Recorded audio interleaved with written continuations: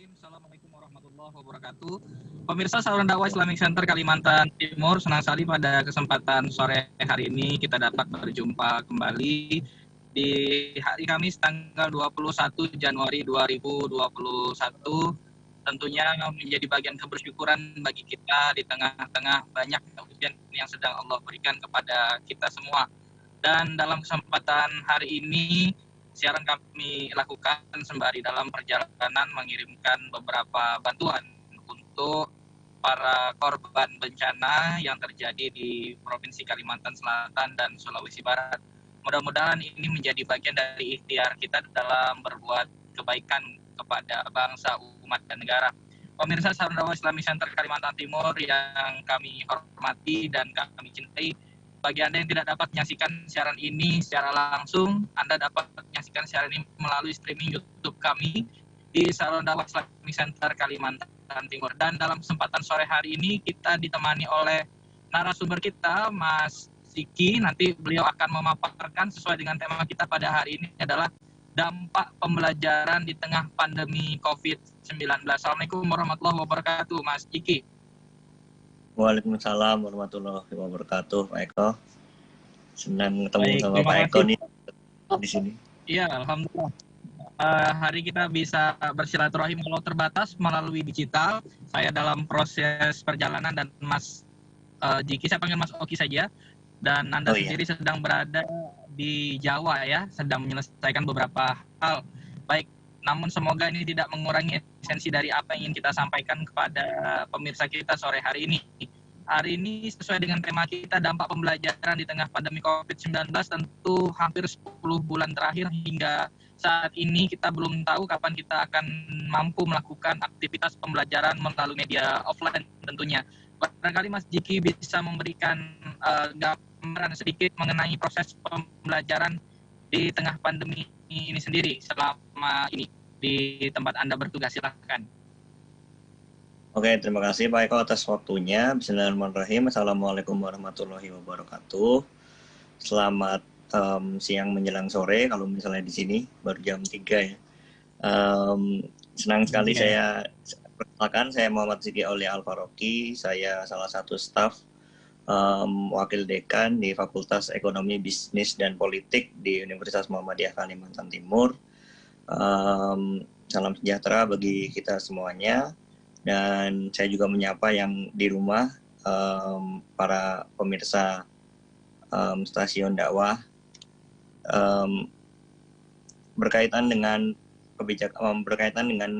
pembelajaran di era COVID ini.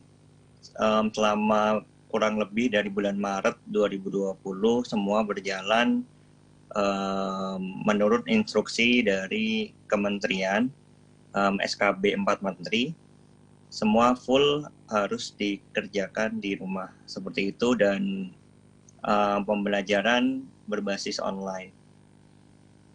Ya, banyak sekali kendala-kendala yang akhirnya terjadi ya. Kalau misalnya di kampus, di Universitas Muhammadiyah Kalimantan Timur sendiri, ada kebijakan rektor berkaitan dengan penggunaan platform-platform online yang akhirnya nanti dosen-dosen diberikan coaching klinik selama 2 bulan pertama di Maret, April, Mei ya, untuk akhirnya mempersiapkan berbagai metode-metode yang diperlukan untuk pembelajaran daring ini. Kendala-kendala yang akhirnya dihadapi sebenarnya banyak ya, kalau dalam konteks universitas, berkaitan dengan pemahaman mahasiswa, itu pertama. Dan secara teknis juga banyak sekali praktikum-praktikum yang akhirnya tidak bisa dilakukan secara online seperti itu. Nah, itu juga akhirnya menjadi kendala. Ada beberapa kebijakan-kebijakan yang sifatnya harus adaptif seperti itu, sehingga dosen, jajaran struktural kampus, fakultas, program studi, dan juga mahasiswa, bahkan TU, dan juga staf-staf yang lainnya itu harus akhirnya beradaptasi seperti itu, Pak. Itu secara umum, Pak. Baik, bagaimana tanggapan proses pembelajaran seperti yang tadi saudara jelaskan di kalangan mahasiswa sendiri? Apakah juga didukung dengan banyaknya keluhan dalam proses pembelajaran seperti ini terhadap mahasiswa kita? Kalau keluhan sudah pasti ada ya Pak ya. Jadi beberapa kali di evaluasi yang selalu diadakan Prodi di setiap semesternya, biasanya ada 2 kali evaluasi, itu pasti ada evaluasi-evaluasi. Kita menampung aspirasi-aspirasi mahasiswa. Secara umum kendalanya sebenarnya lebih ada 2 sih, ada 2 permasalahan. Yang pertama masalah esensi, yang kedua masalah teknis. Esensi itu berkaitan dengan seberapa besar pemahaman mahasiswa berkaitan dengan materi-materi yang diberikan. Saya sendiri di program studi hubungan internasional Universitas Muhammadiyah Kalimantan Timur, yang pada umumnya pemberian materinya biasanya dilakukan dengan secara oral gitu ya, di offline, dan juga ada kegiatan-kegiatan seperti debate macam-macam. Itu sedikit terkendala Pak, karena ada beberapa materi-materi yang perlu penjelasan lebih lanjut ya, perlu penjelasan lebih dalam berkaitan dengan ya banyak hal ya dalam konteks mata kuliah, terutama di hubungan internasional yang apabila dilakukan daring itu sifatnya kan monolog ya kalau daring ya, bisa melalui video, bisa melalui materi. Jadi interaksi antara dosen dan mahasiswa itu tidak bisa dilakukan secara langsung, direct seperti itu. Itu masalah esensinya. Nah, berkaitan dengan teknis, ini mungkin juga dialami juga tidak hanya di universitas, tapi mungkin juga di seluruh jenjang pendidikan, mulai dari PAUD, SD, SMP, SMA, berkaitan dengan koneksi internet dan juga device yang akhirnya memadai seperti itu. Karena tidak jarang ada juga beberapa mahasiswa saya yang memang terkendala device-nya tidak mendukung, Pak. Nah, itu saja mahasiswa seperti itu, apalagi kalau misalnya banyak siswa-siswa mungkin di luar sana yang secara device tidak mendukung, mungkin juga berada di daerah yang sinyal juga mungkin tidak ada. Nah, itu juga menjadi concern juga, bukan hanya institusi tapi juga pemerintah seperti itu.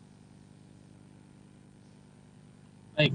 Nah, lantas kebijakan seperti apa yang diberikan oleh pihak universitas sendiri mengenai permasalahan seperti halnya tadi mahasiswa tidak memiliki jaringan yang cukup baik untuk pembelajaran daring. Nah, untuk mewaspadai itu hanya menjadi sebuah alasan klasik ya.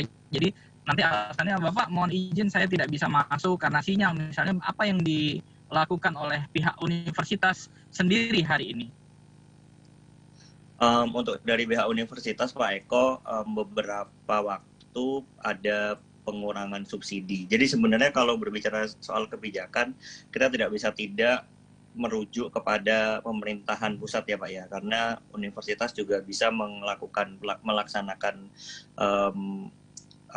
kegiatan belajar mengajar itu ada instruksi langsung dari pusat. Nah, jika saya turut ke atas sebenarnya saya belum masuk universitas dulu Pak ya. Jadi kalau misalnya nasional,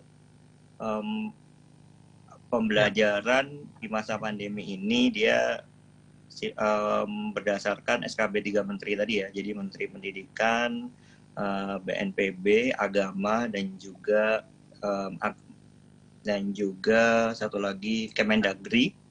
Nah, itu dia membuat keputusan yang akhirnya berdampak ya terhadap kebijakan-kebijakan kampus. Prinsip kebijakannya sebenarnya kesehatan dan keselamatan para pendidik, peserta didik dan pendidik juga akhirnya tidak. Yang kedua adalah tumbuh kembang peserta pendidiknya gitu ya, baik secara esensi dan juga secara psikososialnya seperti itu. Nah, berbagai kebijakan-kebijakan ini akhirnya diberikan instrumen-instrumen, yaitu peraturan-peraturannya. Kegiatan belajar mengajar sendiri itu di update terakhirnya itu bergantung kepada kebijakan dari pemerintah daerah, Pak. Karena pemerintah daerah itu dia yang akhirnya memiliki kuasa ya untuk akhirnya bisa menjalankan atau tidak menjalankan kebijakan pendidikan di daerahnya tersebut. Dan itu juga harus berkoordinasi dengan BNPB pusat ya. Jadi karena berkaitan dengan klaster kebencanaan. Jika klasternya merah, maka sama sekali tidak boleh dilakukan kegiatan belajar. Berbeda kalau misalnya kuning dan hijau seperti itu. Di Samarinda sendiri kondisinya sekarang seperti yang Pak Eko tahu ya, itu pasti merah ya. Dan di Solo sebenarnya juga, di Jawa, saya di Solo ya, kebetulan juga masih merah. Jadi kebijakan harus berkoordinasi juga dengan pemerintah. Untuk sampai saat ini Pak, kebijakan yang dilakukan kampus itu masih tetap menggunakan daring online ya. Dulu pernah digodok kebijakan hybrid ya, jadi kebijakan online digabung juga dengan offline seperti itu ya, dengan kapasitas 50% tapi terhalang. Lalu apa yang dilakukan pemerintah demi membantu mahasiswa yang berkaitan dengan berbagai permasalahan teknis tadi, beberapa waktu lalu, terutama di semester kemarin khususnya, itu ada subsidi Pak, jadi berkaitan dengan pengurangan biaya SPP di Universitas Muhammadiyah Kalimantan Timur. Sejauh yang saya paham ini Pak ya. Sama satu lagi nanti subsidi kuota Pak. Jadi bukan subsidi ya, apa nih? Jadi ada penggalangan dana untuk akhirnya mahasiswa-mahasiswa yang terjebak di Samarinda yang tidak bisa balik ke rumah dikarenakan sudah memasuki masa PSBB pada waktu itu. Jadi ada digalakkan untuk menggalang dana untuk membantu mahasiswa. Selebihnya mungkin mahasiswa sudah mendapatkan berbagai subsidi dari pemerintah berkaitan dengan kebijakan kuliah daring ini. Pemerintah, kalau saya tidak salah ingat, menggelontorkan Kemendikbud ya, menggelontorkan dana sekitar 7 triliun ya untuk akhirnya mensubsidi itu semua, termasuk salah satunya juga bekerja sama dengan berbagai platform-platform digital dan juga platform-platform penyedia jasa jasa internet ya, seperti Telkomsel, seluler ya, jasa seluler untuk akhirnya bisa membantu dengan subsidi kuota internet seperti itu. Baik.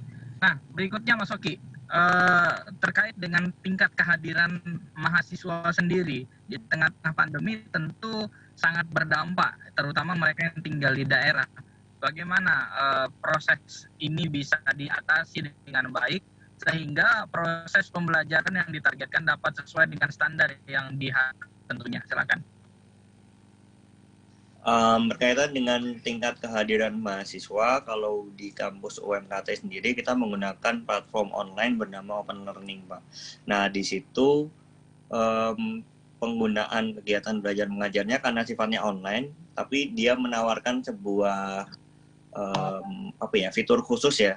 Jadi kegiatan mahasiswa itu berdasarkan progres. Jadi setiap pertemuannya dosen mengupload ya materi berupa video itu bisa video monolog ceramah seperti itu, atau berbagai materi-materi lain yang diperlukan, materi bacaan, PDF, PPT seperti itu bisa juga diupload. Nanti setiap mahasiswa yang akhirnya aktif ya, ketika dia membaca modul tersebut itu akan ada progresnya Pak. Nah, kebijakan dari program studi HI juga ini turunan dari kebijakan fakultas dan kampus. Progres dari setiap mata kuliah yang diambil mahasiswa itu harus di atas 90%. Nah, 90% ini dalam artian dia membaca seluruh, dapat diartikan dia dapat membaca seluruh modul, menyelesaikan semua tugas-tugas yang akhirnya ada di setiap modulnya. Nah, itu sebagai syarat dia untuk bisa ikut ujian akhir di setiap semesternya seperti itu, Pak. Baik. Nah, untuk itu kan tadi prosesnya ya Mas Oki ya. Tapi bagaimana dengan tingkat daya serap anak sendiri atau mahasiswa sendiri? Sudah belum hari ini universitas mencoba melihat itu? Berkaitan dengan daya serap, nah itu juga yang akhirnya menjadi concern universitas. Jadi bagaimana membuat platform open learning ini bisa lah ya, dalam artian membuat jadi platform open learning ini kurangnya menurut saya itu adalah dia masih belum bisa benar-benar mengecek gitu ya. Jadi apakah mahasiswa itu paham atau tidak seperti itu.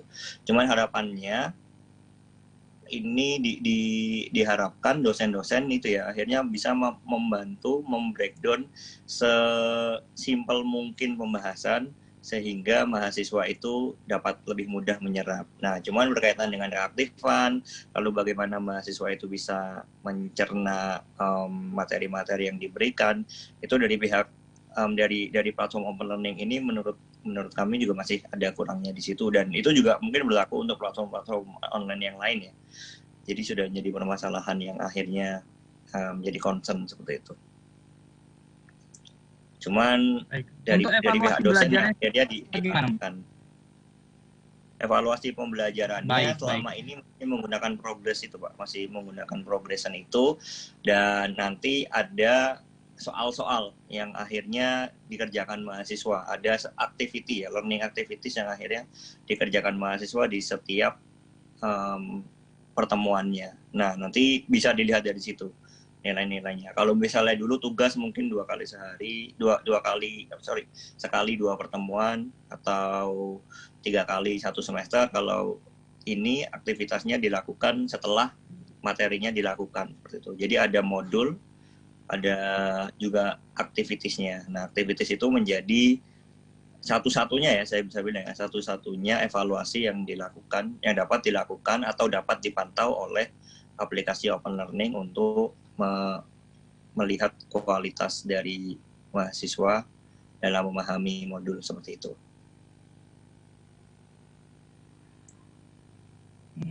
Baik. Jadi memang baru satu-satunya menggunakan open learning tadi, dan diharapkan memang ke depan ada sebuah peningkatan yang lebih baik. Kira-kira begitu ya Mas Uki? Iya, seperti itu. Ya. Dan kalau kita lihat kan di tingkat universitas itu kita tentunya harus membuat karya ilmiah, jurnal, dan lain sebagainya. Seperti itu tidak hanya bagi pengajar, tapi tentunya bagi mahasiswa, karena ini merupakan sebuah syarat kelulusan. Namun di tengah-tengah pandemi seperti ini tentu gerak kita cukup terbatas, dalam artian tidak semua tempat dapat kita kunjungi, karena memang hari ini penerapan protokol kesehatan menjadi prioritas bagi kita, sehingga pertemuan kita cukup terbatas, dan hampir 90% aktivitas kita hari ini dilakukan melalui aktivitas kerja menggunakan digital. Kira-kira begitu. Namun sebelum Anda menjawab pertanyaan dari saya, kita akan jeda pariwara berikut ini, dan bagi pemirsa di rumah tetap saksikan Sore Bersama Sahabat.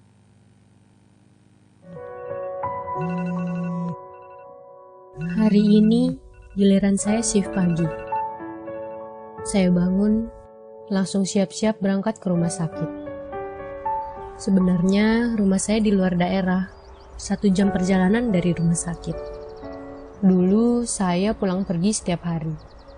Tapi semenjak pandemi, setiap petugas kesehatan dari luar daerah disediakan mes oleh rumah sakit, terutama kalau ada orang lanjut usia atau anak kecil di rumahnya. Anak saya berumur 1 tahun, sudah 4 bulan saya tidak bertemu. Hanya bisa bertatap muka lewat panggilan video. Hati saya sebagai ibu ingin pulang, memeluk dan mencium anak saya. Saya kangen sekali. Tapi saya harus melindungi dia. Saya tidak mau mengambil resiko sekecil apapun. Apalagi sekarang jalanan sudah kembali ramai. Tidak seperti masa awal pandemi. Orang-orang beraktivitas seolah-olah pandemi sudah tidak ada. Padahal mereka tidak tahu kondisi di rumah sakit seperti apa. Andai mereka lihat apa yang saya lihat. Andai mereka mengalami apa yang saya alami. Sesampainya di rumah sakit, saya ganti baju dan pakai APD. Pakaian jadi berlapis-lapis. Baju seragam kerja, tutup kepala, masker, goggle, gaun, sarung tangan, baju hazmat, masker lagi, sarung tangan lagi, dan face shield. Ini sudah jadi prosedur. Saya berjalan ke ruang isolasi sambil berharap hari ini ada pasien yang kondisinya membaik. Ada hari-hari menyedihkan saat ruangan isolasi hampir penuh, sementara pasien positif terus berdatangan. Lawan kami bukan cuma virus, lawan kami juga adalah rasa lelah dan kalut. Ada hari-hari yang membuat putus asa. Waktu kami harus melepaskan pasien, bahkan melepaskan rekan kerja sendiri. Hati terasa sesak, dada terasa hampa. Ingin marah kepada mereka yang abai, dan takut saya jadi yang berikutnya, diantarkan oleh rekan kerja ke tempat peristirahatan. Tapi ada juga hari-hari baik, saat pasien dinyatakan sembuh dan boleh pulang. Saya ikut bahagia melihat wajah lega mereka. Wajah lega karena diberikan kesempatan kedua oleh Tuhan. Wajah lega bisa kembali bertemu keluarga. Selesai shift, saya mandi di rumah sakit, berganti pakaian lalu kembali ke mes perawat. Di jalan pulang, lagi-lagi saya bertemu keramaian. Saya mengerti, ini pemberlakuan adaptasi kebiasaan baru, orang-orang kembali keluar. Saya mengerti ekonomi harus berjalan, ada banyak orang yang perlu bertahan hidup dan bekerja.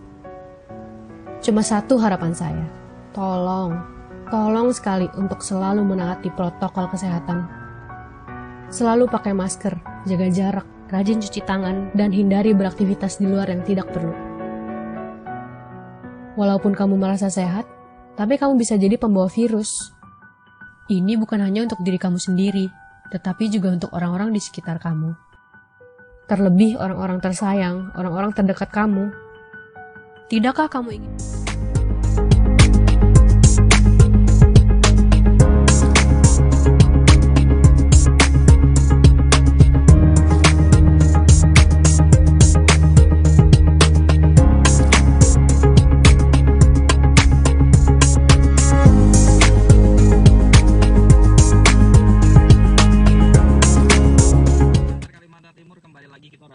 Sore bersama sahabat sore hari ini, tentunya bersama saya Eko Denovianto dan narasumber kita Mas Muhammad Jiki. Baik, Mas Jiki, tadi sesuai dengan yang saya tanyakan terkait dengan evaluasi berkaitan dengan penelitian dan seterusnya, boleh Anda berikan paparan terkait kebijakan-kebijakan serta apa yang dilakukan mengenai hal tersebut? Silakan. Berkaitan dengan penelitian dan juga pengabdian masyarakat yang dilakukan oleh dosen dan juga mahasiswa yang nantinya juga akan berimbas kepada publikasi dosen dan mahasiswa, itu memang menjadi kendala yang cukup besar ya berkaitan dengan pelaksanaannya Pak Eko. Itu sudah menjadi concern dari pihak LPPM UMKT sejak pertengahan 2020. Jadi bagaimana apa yang akhirnya harus dilakukan oleh dosen dan juga peneliti dan juga pengabdi untuk akhirnya bisa mengabdi di masa pandemi ini. Untuk di 6 bulan awal, saya bisa bilang bahwa progres pengabdian dan penelitian itu benar-benar terkendala, Profesor Mbak Eko ya. Itu tadi dikarenakan banyak institusi-institusi yang akhirnya dulu dijadwalkan untuk didatangi untuk melakukan penelitian dan pengabdian itu terisolasi ya, mengisolir diri ya, dikarenakan kebijakan-kebijakan dan juga protokol-protokol kesehatan yang ada. Nah, setelah masa new normal, itu sudah mulai berangsur-angsur penelitiannya dilakukan oleh dosen, karena institusi-institusi tersebut akhirnya sudah mulai membuka diri ya untuk akhirnya bisa dimasuki. Kebijakan-kebijakan untuk evaluasi sebenarnya lebih kepada kita memberikan extended time ya untuk hasil dari penelitian tersebut bisa dikumpulkan. Itu juga dilakukan oleh skema-skema tidak hanya internal kampus tapi juga eksternal kampus, yaitu nasional. Skema-skema nasional itu juga 6 bulan pertama benar-benar kesulitan ya. Jadi bagaimana berkoordinasi. Jadi sering sekali berkoordinasi dengan pihak-pihak kampus melalui Zoom dan juga platform-platform online lain untuk bagaimana keterserapan dana yang sudah disebarkan di peneliti-peneliti itu akhirnya bisa digunakan untuk membuat penelitian dan juga pengabdian yang baik seperti itu. Pada waktu itu saya juga kebetulan terlibat juga pada waktu itu mengurusnya. Peneliti-peneliti dan pengabdi-pengabdi ini itu diberikan surat komitmen apakah bisa menyelesaikan penelitian dan pengabdian di tahun ini. Apabila bisa maka oke dilanjutkan. Tapi untuk beberapa skema penelitian pada khususnya penelitian dosen pemula ya, jadi PDP, penelitian untuk dosen yang secara jabatan fungsional belum tinggi ya, sebagai latihan dosen untuk melakukan penelitian, itu dilakukan di tahun ini ya, diselesaikan di tahun ini. Namun untuk penelitian-penelitian yang sifatnya yang skemanya lebih tinggi, yang juga memerlukan keterdalaman evidence ya, bukti-bukti penelitian yang juga lebih dalam, itu diberikan waktu untuk dilempahkan di tahun depan. Jadi laporannya di tahun depan seperti itu. Itu untuk yang nasional. Di UMKT sendiri tetap melakukan penelitian, mengimplementasikan kebijakan untuk menyelesaikan penelitian di tahun yang sama ya. Jadi di tahun 2020, Desember 2020 kemarin. Cuman adaptasi-adaptasi yang dilakukan itu ada beberapa pengabdian yang temanya COVID ya, pada waktu itu, seperti semprot disinfektan ke beberapa daerah-daerah yang benar-benar terdampak ya pada waktu itu, dan juga mungkin sosialisasi berkaitan online ya, sosialisasi online COVID dan berbagai tema-tema yang lain yang akhirnya dilakukan seperti itu. Untuk tahun depan sendiri LPPM juga membuka skema-skema dan penelitian dan juga pengabdian. Nanti mungkin salah satu concern besarnya adalah bagaimana tema-tema yang berkaitan dengan COVID-19, penyelesaiannya, dinamika, dan juga permasalahan-permasalahan yang akhirnya muncul, itu akhirnya bisa diteliti oleh dosen dan mahasiswa. Seperti itu, Pak. Sehingga kolaborasi penelitian tadi antara dosen dan mahasiswa tetap berjalan dengan baik, walaupun di tengah keterbatasan kondisi new normal di tengah pandemi COVID. Seperti itu ya, Mas ya? Itu, ya. Nah, untuk rencana pembelajaran offline sendiri, apakah sudah ada wacana atau tetap menunggu instruksi dari pemerintah? Sebenarnya sudah ada wacana berkaitan dengan pembelajaran online atau hybrid ya, jadi menggabungkan antara pembelajaran online dan offline. Atau nama teknisnya kan synchronized and synchronized learning ya. Itu sudah dibicarakan di awal Desember 2020 oleh bagian akademik Universitas Muhammadiyah Kalimantan Timur, mengundang WR1 ya, WR1 dan juga wakil rektor 1 dan juga wakil dekan 1 di setiap fakultas.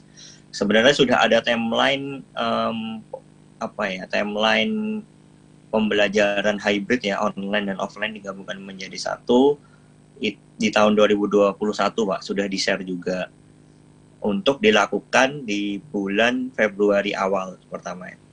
Namun kebijakan dari pemerintah yang di awal Januari ini selesai di tanggal 25 Januari nanti, itu ternyata diperpanjang selama 2 minggu Pak. Nah, nanti timeline itu nanti mungkin akan direvisi Pak ya, akan direvisi menyesuaikan dengan kebijakan pemerintah. Baru tadi siang ada edaran juga dari Universitas Muhammadiyah Kalimantan Timur, ternyata juga diperpanjang ya. Mungkin akhirnya menyesuaikan dengan kebijakan pemerintah dan juga kebijakan pemerintah daerah berkaitan dengan perpanjangan masa PSBB ini ya. Nah, untuk bagaimana timeline-nya nanti mungkin akan dibicarakan secara intens lebih lanjut di bidang akademik dan juga wakil rektor 1 dan juga wakil dekan 1 di setiap fakultasnya untuk bagaimana menyesuaikan dan juga membuat planning ya untuk kebijakan pembelajaran yang lebih baik daripada tahun sebelumnya, seperti itu. Baik, Mas Oki, sayang sekali waktu Jualai membatasi perjumpaan kita pada kesempatan sore hari ini. Tapi sebelum itu saya minta coba saudara berikan kesimpulan terkait dengan bincang-bincang kita sesuai dengan tema pada hari ini. Kemudian apa harapan Anda untuk proses pembelajaran di tengah pandemi COVID-19 ini? Silakan. Oke, terima kasih. Pandemi ini atau COVID-19 ini sebenarnya terjadi di seluruh dunia, dan mungkin tidak ada bagian di dunia yang akhirnya tidak terdampak ya. Kalaupun ada pasti sedikit terdampak. Bahkan di Alaska pun saya yakin pasti terdampak, walaupun tidak terdampak secara masif ya, tapi pasti akan ada dampaknya. Berkaitan dengan pembelajaran, akhirnya juga sejalan dengan itu, pasti juga akan ada dampaknya. Menurut saya, memang permasalahan-permasalahan yang akhirnya muncul itu pasti ada ya, yang biasanya kita sekolah masuk sekolah atau kampus masuk ke mahasiswa masuk ke kampus, dosen mengajar seperti biasa, guru mengajar seperti biasa, itu akhirnya juga akan berdampak. Cuman saya melihat bahwa ternyata selain banyak sekali kabar buruk dan permasalahan-permasalahan yang terjadi, saya mungkin melihat ini lebih dalam perspektif yang lebih optimis ya. Jadi ini adalah merupakan sebuah momen di mana kita bisa mengadaptasi berbagai kebiasaan-kebiasaan baru ya, dalam hal teknologi, dalam hal kebijakan, dalam hal diseminasi pemikiran, itu yang jauh lebih masif, Pak. Bayangkan kalau misalnya tidak ada COVID, mungkin kita tidak akan mengimplementasikan kebijakan online secepat ini. Itu mungkin baru dilaksanakan 10 atau 20 tahun ke depan. Tapi karena COVID, kita dipaksa untuk akhirnya memaksa diri kita di tengah keterbatasan kita untuk bisa mengakselerasi berbagai kapasitas dan kapabilitas kita sebagai individu dan sebagai institusi untuk akhirnya bisa membuat menyesuaikan ya, beradaptasi dengan keadaan yang serba terbatas di COVID ini, seperti itu. Jadi itu bagian dari harapan Pak Jiki ya hari ini ya. Di tengah-tengah keterbatasan pandemi COVID-19, artinya memang ada hikmah di balik itu semua, di mana akselerasi proses pembelajaran berbasis digital dapat kita lakukan lebih cepat, dan tentunya diharapkan hasilnya juga sesuai dengan apa yang kita harapkan. Kira-kira begitu ya Mas Iki ya? Yep. Siap, Pak. Ya, baik. Terima kasih banyak Mas Jiki telah meluangkan waktu pada kesempatan sore hari ini dalam program Sore Bersama Sahabat.